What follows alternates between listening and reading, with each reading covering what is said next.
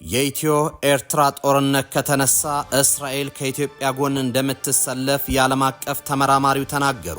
የሁለቱ ሀገራት ውጥረት ማየሉንና ሻዕቢያ የድርድር ጥሪን ውድቅ ማድረጉን ተከትሎ ግጭት ሊቀሰቀስ ይችላል የሚለው ስጋት ተጨባጭ ሆኗል። ይህንንም ተከትሎ ግጭት ቢቀሰቀስ የሀያላን አሰላለፍ ምን ሊመስል ይችላል፣ እንዲሁም ከአዲስ አበባና አስመራ ጎን ማን ሊሰለፍ ይችላል በሚለው ዙሪያ ሰፊ ትንታኔ ይፋ ሆኗል። በዝርዝር እናስደምጣቸዋል። የሻዕቢያ ጦር በዛላምበሳ ጥቃት እየፈጸመ መሆኑ ተሰማ። የኤርትራ ወታደሮች በኢትዮጵያ ሉዓላዊ ግዛት ውስጥ እያደረጉት ያለው አሁናዊ እንቅስቃሴ በተመለከተ ነዋሪዎች እማኝነታቸውን ሰጥተዋል። የሻዕቢያ ወታደሮች ከሰሞኑ እገታ መፈጸማቸው የተነገረ ሲሆን ሌሎች ጥቃቶችን እየፈጸሙ ነው ብለዋል። በሌላ በኩል የአማራ ክልል መንግስት በይፋ ከሻዕቢያ ጋር እየተዋጋ እንደሚገኝ ለመጀመሪያ ጊዜ አጋልጧል። ትሰሙታላቸው። ብልጽግና ፓርቲ በቀጣይ ምርጫ የሚወዳደርበትን የምርጫ ምልክት ይፋ አደረገ። ምልክቱ የስንዴ ነዶ ያደረገው ፓርቲው በማኒፌስቶ ላይ ኢትዮጵያን የባህር በር ባለቤት ማድረግ ቀዳሚው አጀንዳ እንደሆነ አሳውቋል። ምንነግራችሁ ጉዳይ ነው።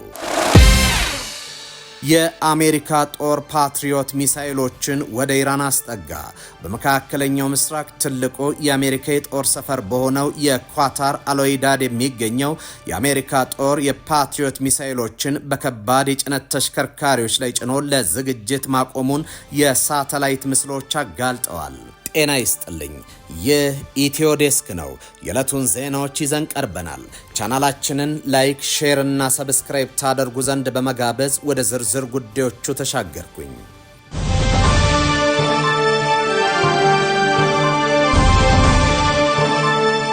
የኢትዮ ኤርትራ ጦርነት ከተነሳ እስራኤል ከኢትዮጵያ ጎን እንደምትሰለፍ ዓለም አቀፍ ተመራማሪው ተናገሩ።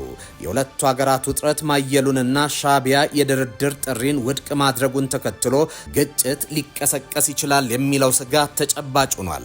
ይህን ተከትሎ ግጭት ቢቀሰቀስ የሀያላን አሰላለፍ ምን ሊመስል ይችላል፣ እንዲሁም ከአዲስ አበባና አስመራ ጎን ማን ሊሰለፍ ይችላል በሚለው ዙሪያ ሰፊ ትንታኔ ይፋ ሆኗል። በሰሜን ምዕራብ አቅጣጫ የኤርትራ ጦር እንቅስቃሴ እያደገ መምጣቱም ተነግሯል። መንግስት ይህንኑን ጉዳይ አረጋግጧል። ሰሜን ምዕራብ አቅጣጫ ማለት በወልቃይት ቀጠና ያለው ስፍራ ነው። ይህ ስፍራ 3 ሀገራት የሚያዋስን ኮሪደር ነው፣ ሱዳን፣ ኤርትራንና ኢትዮጵያን። በዚህ ወሳኝና ስትራቴጂያዊ ስፍራ የኤርትራ ወታደሮች ከህወሓት አርሚ ሰባ ኃይሎች ጋር በቅንጅት እንቅስቃሴ እያደረጉ ይገኛሉ። በአካባቢ ያለውን ሁኔታ በቅርበት የሚከታተሉ አንድ የኢትዮ ዴስክ ምንጭ ከትናንት አንስቶ በሸረሪና አቅጣጫ ከሱዳን ኦማሃጁር የተነሱ የኤርትራ ወታደሮች ከወልቃይት ቅርብ ርቀት ከአርሚ ሰባ ታጣቂ ኃይል ጋር መቀላቀላቸውን ተናግረዋል። እነዚህ የኤርትራ ወታደሮች የህወሓት ወታደሮች የሚለብሱትን ወታደራዊ መለዮ እንደለበሱም ተነግሯል። ምንጩ አክሎም በወልቃይት ቀጠና ወታደራዊ እንቅስቃሴ እየተደረገ ነው ያለው በህወሓትና በኤርትራ በኩል አይደለም። በመከላከያ ሰራዊቱ በኩል ወታደራዊ እንቅስቃሴዎች በወልቃይት ቀጠና በስፋት እየተስተዋሉ ነው። ከቀላል እስከ ከባድ መሳሪያዎች፣ ታንኮች፣ መድፎች እንዲሁም በርካታ ቁጥር ያለው ሰራዊት ወደ ቀጠናው ገብቷል። የድሮን ቅኝትና አሰሳም በየቀኑ እንደቀጠለ ነው። በተመሳሳይ የተከዜ ዘብም በተጠንቀቅ ላይ ሆኖ ትዕዛዝ እየጠበቀ ነገሮችን ባንክሮ እየተከታተለ መሆኑን ከስፍራው ማረጋገጥ ተችሏል። በተመሳሳይ በቡሬ ድንበር ተመሳሳይ እንቅስቃሴዎች እየተደረጉ ይገኛሉ። በሁለቱም የኤርትራ ዋሳኝ ድንበሮች መከላከያ ሰራዊቱ በተጠንቀቅ ሆኖ ጣቱን ቃታው ላይ አድርጎ የሚሆነውን እየተጠባበቀ ነው። በአማራና የኦሮሚያ ክልሎች የነበረው ሰራዊት ወደ ትግራይ ዋሳኝና የኤርትራ ድንበር ስፍራዎች እየተጓዘ መሆኑም ተነግሯል። እነዚህ መረጃዎች የሚያሳዩት አስከፊ ብሎም አውዳሚ ጦርነት ይሆናል ተብሎም ተጠብቋል። አሁን በአፍሪካ ቀንድና በቀይ ባህር ቀጠና ካለው አሁናዊ ውጥረቶችም እጅግ እያየሉ መጥቷል። በተለይም የመካከለኛ ደረጃ ተሰላፊ ሀገራት ወይም የሚድል ፓወር ባለቤት ሀገራት ጓዛቸውን ሸክፈው የሚገኙት እዚሁ እኛ ቀጠና ላይ ነው። ኢትዮጵያና ኤርትራ ወደ ጦርነት የሚገቡ ከሆነ ከአገራቱ ጎን የሚሰለፉ ኃይሎች እንደሚኖሩ ሳይታለም የተፈታ ነው። በሱዳኑ ጦርነት ሳውዲ አረቢያ፣ አረብ ኤምሬቶች፣ ግብጽ፣ ፓኪስታን፣ ሩሲያ፣ ኤርትራ በግልጽ መሳተፋቸው የሀገሪቱን የኃይል ቡጢ መቃመሻ ሜዳ አድርጓታል። አሁን ከቃፍ የደረሰው የኢትዮ ኤርትራ ፍጥጫ አሳቻ ጊዜ አግኝቶ ከፈነዳ ሀያላን ሀገራት ጥቅማቸውን ለማስከበር የፊልማ ሜዳ ያደርጉታል ተብሎ ይጠበቃል። በኢትዮ ኤርትራ ግንኙነት ላይ የሶስተኛ ዲግሪ መመረቂያቸውን የሰሩት በጀርመን የሚገኙት የአፍሪካ ቀንድ ፖለቲካ ተንታኝ ዶክተር ነገራ ጉደታ ጦርነቱ ከተነሳ እስራኤል ከኢትዮጵያ ጎን ትሰለፋለች ሲሉ ለቢቢሲ ተናግረዋል። ዶክተር ነገራ የሁለቱ ሀገራት መካረር ወታደራዊ ግጭት ቢያመራ ጦርነቱ የኢትዮጵያና የኤርትራ ብቻ አይሆንም፣ ቀጠና ይሆናል፣ አስከፊም ይሆናል ሲሉ አስጠንቅቀዋል። በአንድ በኩል ግብጽና ሶማሊያ የኤርትራ መንግስትን ሲደግፉ፣ በሌላ ወገን እስራኤልና የተባበሩት አረብ ኤምሬቶች ኢትዮጵያን እንደሚደግፉ ይናገራሉ። በሌላ በኩል ኢትዮጵያ ከሳውዲ አረቢያ ጋር የነዳጅ ግብይትና የኢንቨስትመንት ትስስር ቢኖራትም የተባበሩት አረብ ኤምሬቶች በኢትዮጵያ ወገን መሰለፍ ወደ ኤርትራ መንግስት ፊቷን እንድታዞር ሊያስገድድ እንደሚችል ዶክተር ነገራ ተናግሯል። የምስራቅ አፍሪካ የፖለቲካ ተንታኝ አብዱራህማን ከዶክተር ነገራ አስተያየት ጋር የሚመሳሰል እይታ አላቸው። ይህ ግጭት ከተጀመረ በኤርትራና በኢትዮጵያ ተወስኖ የሚቀር አይሆንም። ሌሎች ሀገራትም ይህንን አጋጣሚ እንደ ድል ተጠቅመው ጣልቃ ገብተው ፍላጎታቸውን ለማስጠበቅ ለመንቀሳቀስ ይገደዳሉ ይላሉ። በግጭቱ ኢራን እንዲሁም እንደ ቻይና ያሉ ሀገራት ጣልቃ እንደሚገቡ ጠቅሰው ይህም በቀጠናው የሚገኙ ሀገራትን ድህነት ውስጥ እንዲኖሩ የሚያስገድድ ነው በማለት አስረድተዋል። የሻቢያ ጦር በዛላምበሳ ጥቃት እየፈጸመ መሆኑ ተሰማ። የኤርትራ ወታደሮች በኢትዮጵያ ሉዓላዊ ግዛት ውስጥ እያደረጉ ያለውን አሁናዊ እንቅስቃሴ በተመለከተ ነዋሪዎች እማኝነታቸውን ሰጥተዋል። የሻቢያ ወታደሮች ከሰሞኑ እገታ መፈጸማቸው የተነገረ ሲሆን ሌሎች ጥቃቶችን እየፈጸሙ ነው ብለዋል። በሌላ በኩል የአማራ ክልል መንግስት በይፋ ከሻቢያ ጋር እየተዋጋ እንደሚገኝ ለመጀመሪያ ጊዜ አረጋግጧል። ሻቢያ በጸባጫሪነቱ ድርጊት ገፍቶበታል። በአማራና ትግራይ ክልሎች የኢትዮጵያ ሉዓላዊነትን በግልጽ እየጣሰ ነው። በዛሬው ዕለትም የወጡ ሁለት መረጃዎች የሚያረጋግጡት ይህንኑ ነው። መከላከያ በሌለባቸው የኢትዮጵያ በትግራይ በኩል በምትዋሰንባቸው አብዛኞቹ የድንበር አካባቢዎች የኤርትራ ወታደሮች እንዳሻቸው እየገቡ እየወጡ ነው ሲሉ ነዋሪዎቹ ተናግረዋል። በትግራይ ምስራቃዊ ዞን የዛላምበሳ ከተማ የተወሰነው ክፍል ኤርትራ ወታደሮችን ኬላ ተሰርቶለት ነው ያለው። ምንም እንኳ ከከተማዋ የጸጥታ ጽሕፈት ቤት ለማረጋገጥ የተደረገው ጥረት ባይሳካም ባለፈው ሳምንት ፋጺ ተብሎ ከሚታወቅ ከተማ ወደ ዛላምበሳ በህዝብ ማጓጓሻ ሚኒባስ ይጓዙ የነበሩ በትግራይ ኢትዮጵያ አስፋልት መኪና ቆመው ሰዎችን አግተው መውሰዳቸውን ቲክቫ ኢትዮጵያ ዘግቧል።